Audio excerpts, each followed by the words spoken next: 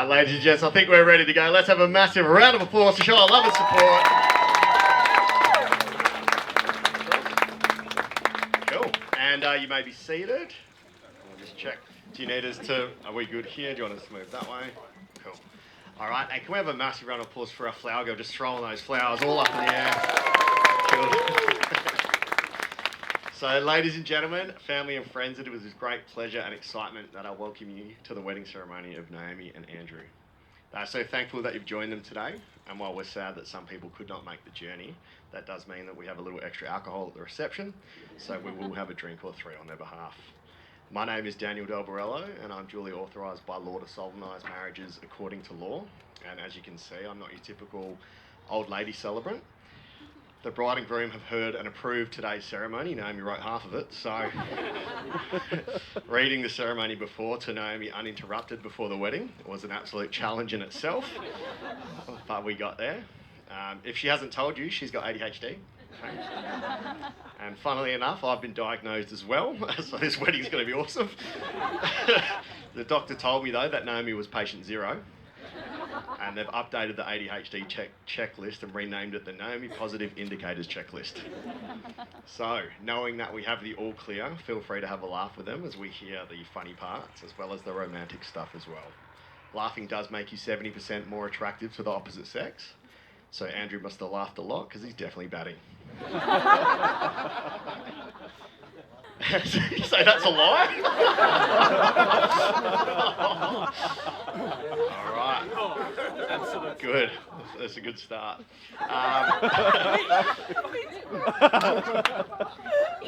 Andrew highlighted that the reason these guys work is because they are polar opposites. He is chill and measured, whereas Naomi is like a squirrel on speed. But it's perfect as they complement each other's shortcomings. For example, Naomi chats endlessly and is continuously coming up with random business ideas or things that they should change in the house, namely the skirting boards, which I'm told needed to be finished by today. Otherwise, Naomi was going to start building a coffin from the ones that weren't attached. Whereas Andrew, he'll stop, think, and analyse the next move, stopping Naomi from not just taking the next step, but running a full blitz into it without warning requires 2 linebackers and a brick wall, so he's doing well. Fittingly, Naomi's sister described them as being the perfectly balanced couple. Naomi is all go, go, go, and Andrew is wait a frickin' minute, which I edited for language there. Although they have some major differences, they tend to be able to find the same outcome, albeit in some very different ways. When I asked the maid of honour Tegan what was unique about their relationship, she responded with, "You mean that thing they call a relationship?" It's basically just Andrew rolling his eyes at Naomi and saying yes to whatever insane life choice or fixated topic that she was onto next, which was quickly seconded by our other bridesmaid, Kate. However, it works extremely well for these two, and if it ain't broke, don't fix it, unless it's a chewed skirting board that the dog got to because it wasn't properly attached to the wall, allegedly. When you have an introvert and an extrovert, it allows them to live their best lives concurrently rather than force each other to fit into a single one. They don't want to be following a pre-planned pathway or feel controlled by some external force like a couple in The Sims, which Naomi proved on national TV that she knows everything about. Turns out the hard in hard quiz stands for too hard to answer. Some couples seamlessly intertwine and merge their lives into one, but these guys are not an amalgamation celebrity pairing like an Andromi or Naamdrew. It's special to them that they won't make the other person do something they don't want to, and in turn they don't expect their partner to accompany them to a task that they know they wouldn't enjoy. Tasks like socialising or leaving the house for Andrew, or for Naomi, just sitting quietly during any speech. Luckily, they spend lots of quality time with each other, taking part in their shared interests. Some people like getting hot and heavy together, role-playing in a dungeon, but these guys love doing it with a dragon as well. Some couples... I didn't know that the kids would like that one. Oh, do you like Dungeons and Dragons? Nice, okay. Some couples are into S&M. These guys love a good D&D. when you think about it, it's no surprise that this is the best way for them to bond. For Andrew, it's the perfect way to have an outgoing adventure while staying at home. Whilst for Naomi, it's the most epic catalyst to use her imagination, roleplay, and entertain others all at once, and being able to create and follow 10 different storylines at the same time. So where did this lover's journey begin? Andrew was playing the role of Supreme General of the Padded Helmeted Men, also known as President of the Perth Broncos American Football Club. Andrew's first memory was of a beautiful chick walking into the club awards night in a sexy red dress during one of the speeches, but it was then interrupted by Naomi, so his attention moved on to her. No. It was Naomi in the red dress.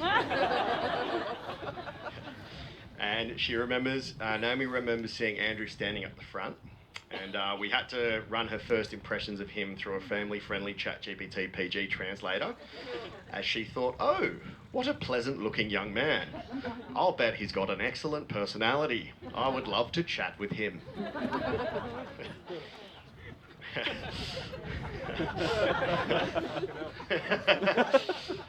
For the next 2 years, Naomi actually thought Andrew was an older Spanish guy with kids, or El Niños, as she thought he called them. And she reasoned that he didn't talk much because of the language barrier.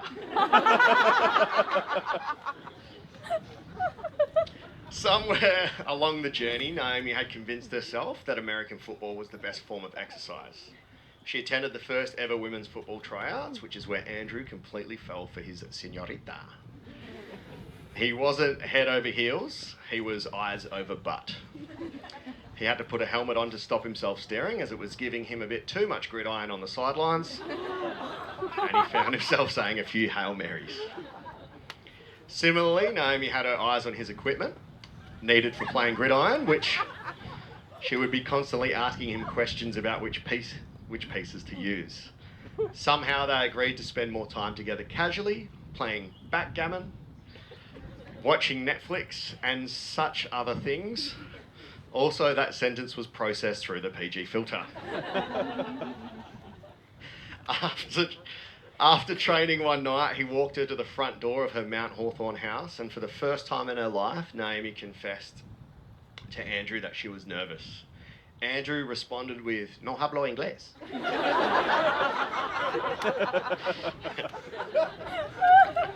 No.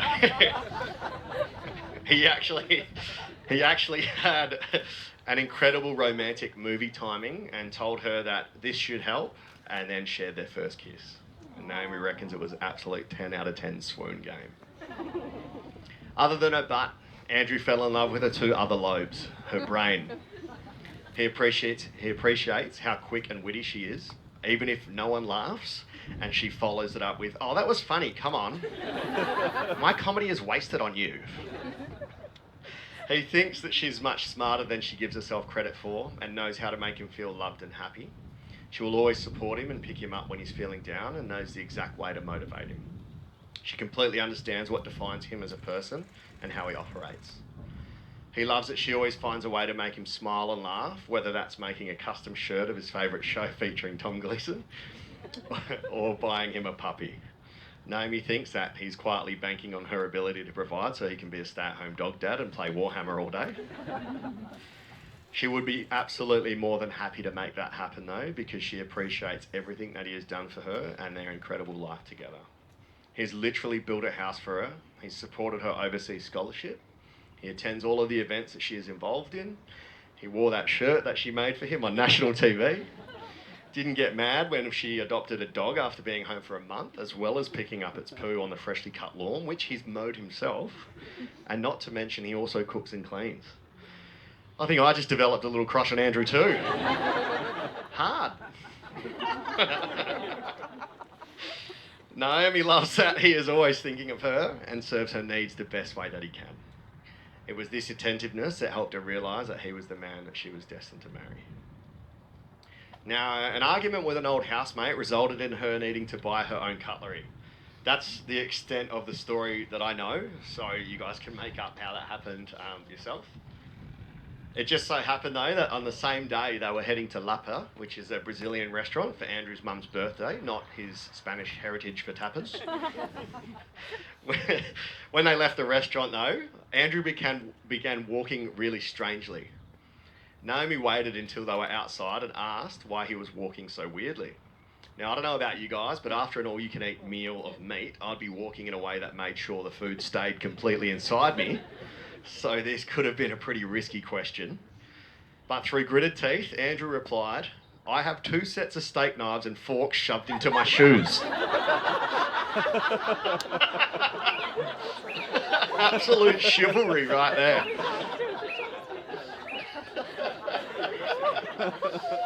Achilles of Troy had an arrow through his heel. Andrew had carvery in his calcaneus.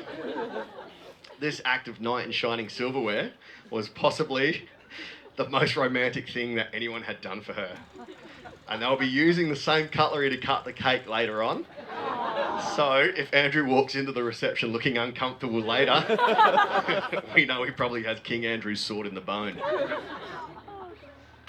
From Brazilian to bride-to-be, Andrew and Naomi were shopping for groceries when they ended up buying an engagement ring at Pandora in Midland Gate.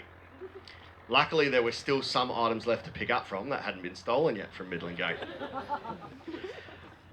Once it was chosen, the hard part was keeping it hidden, as Naomi would keep showing guests the ring, even though he hadn't officially proposed yet.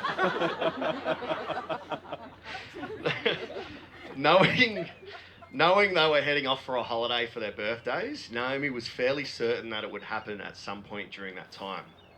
But whilst on the plane leaving Australia, Andrew suddenly inhaled really quickly, which led to a panicked Naomi asking what was wrong. He goes, "I forgot the ring." She was immediately brokenhearted, upset, and began sooking it up, thinking that they were about to head into the hardest part of their relationship. They had a house, a dog. What's even the point?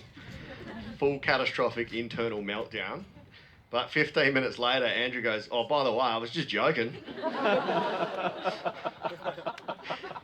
I didn't want you to be expecting it if you knew I had the ring on me. I didn't think you'd get that upset.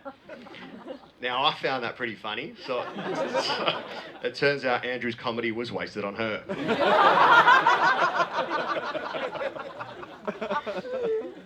Even though there were ample opportunities to propose on Koh Samui or maybe at the finish line of the half marathon she ran, he kept her on her toes post-race as he had planned for it on the gondola in Vietnam after they had let a lantern off into the river.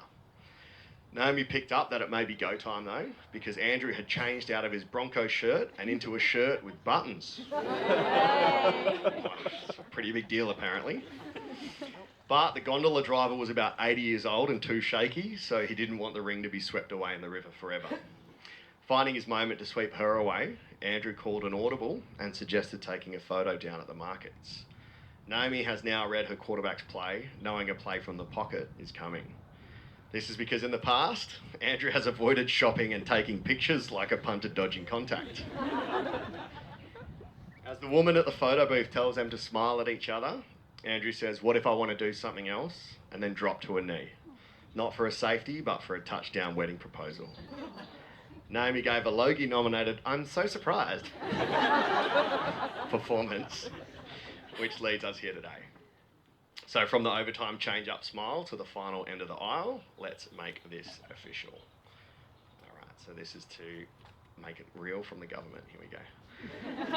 Before you're joined in marriage in my presence and in the presence of these witnesses, I'm to remind you of the solemn and binding nature of the relationship into which you are now about to enter.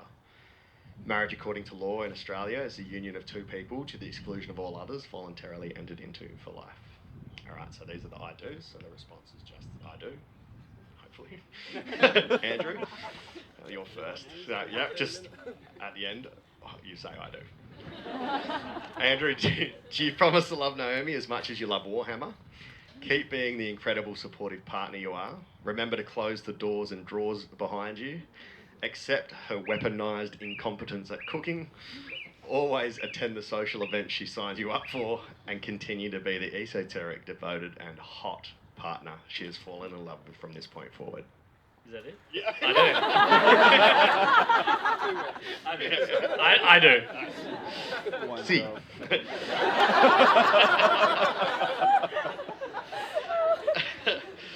Naomi, do you promise to love Andrew as much as you love talking about politics just before he goes to bed? Try to be on time to things. Accept that the temperature regulation is not a big issue for Andrew and close the doors that you require. Take a deep breath before planning anything more difficult than skirting boards and continue to be the annoying, smart and beautiful partner he has fallen in love with from this day forward. I do. Nice. Let's give these guys a round of applause for our do's. In a moment, we're going to do our vows, so can I get the rings up, please? Beautiful. Today, I stand here with you, and I'm flooded with memories of time we spent together. I remember thinking how beautiful you are. That quick wit that always made me smile and laugh. And how happy you made me be. And how happy just being with you has always made me feel. I promise to always make you laugh and smile. I promise to give you neck rubs whenever you need them. I promise to fill your water bottle up and get you snacks when you want them. I promise to stay up late and listen to any idea you just sparked in your mind. I promise to stand with you in all your new life adventures. Our new life adventures. I call upon the persons here present to witness that I, Andrew Mark Smith, take you, Naomi Christine Campbell, to be my lawful wedded wife. You're more than the person I love. You're more than my best friend. You're the person who has found a way into my bubble and shown me the world. Stop cutting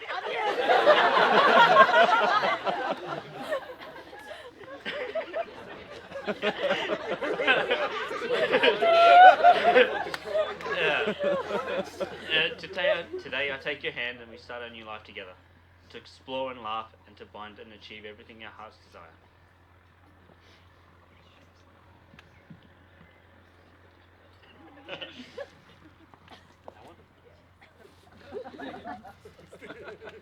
All right, we are on. A round of applause for those beautiful vows. Maybe you should have gone first so you didn't cry. All right, we're going to do the same thing in reverse. Mine are really bad compared to yours. Oh, sorry.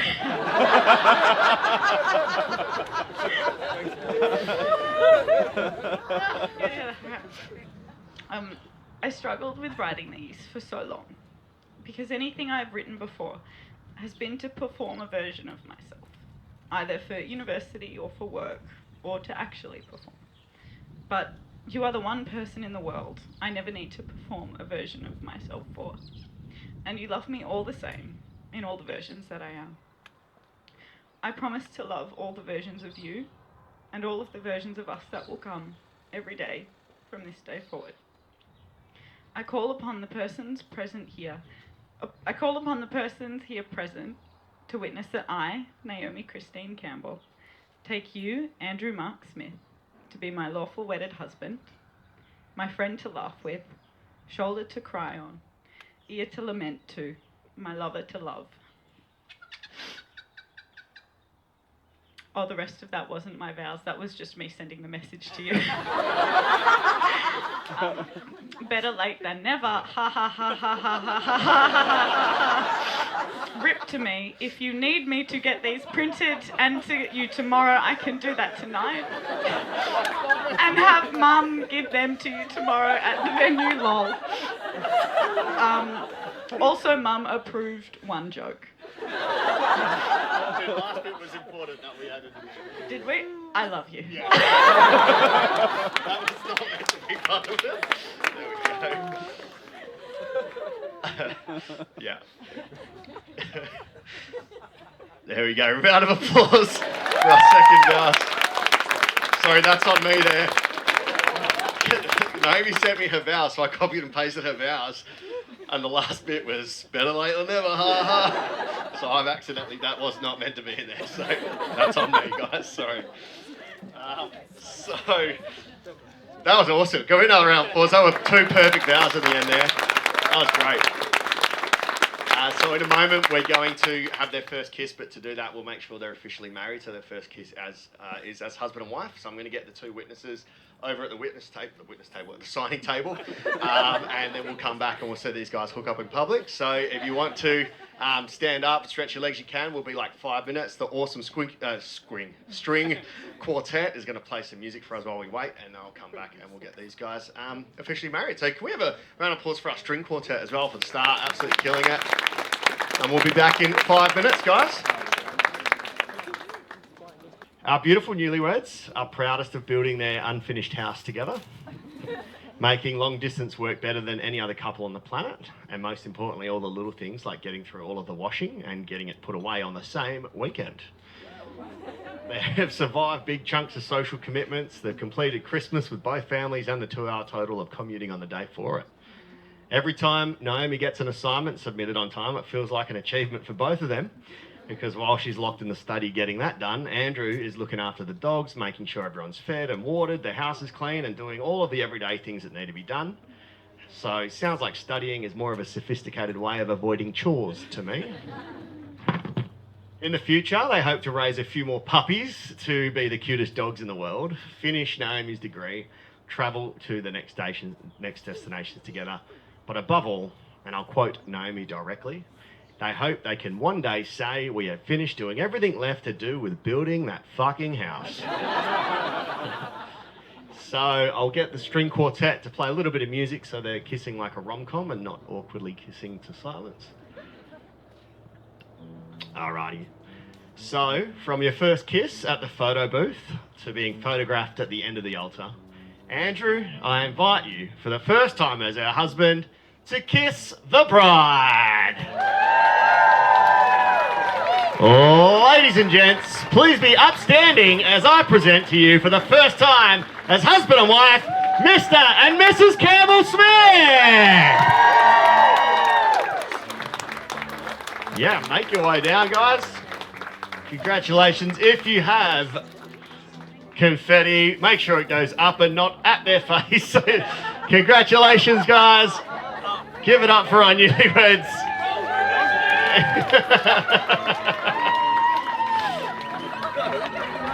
And let's keep the applause going for their bridal party and their support team.